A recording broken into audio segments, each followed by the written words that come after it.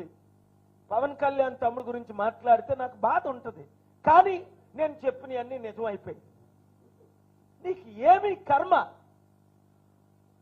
నువ్వు మీరిద్దరూ అన్నదమ్ములు ఇద్దరు ఎంత చక్కని పార్టీ పెట్టారు ప్రజారాజ్యం. వాళ్ళ ఇంటికి వెళ్ళా.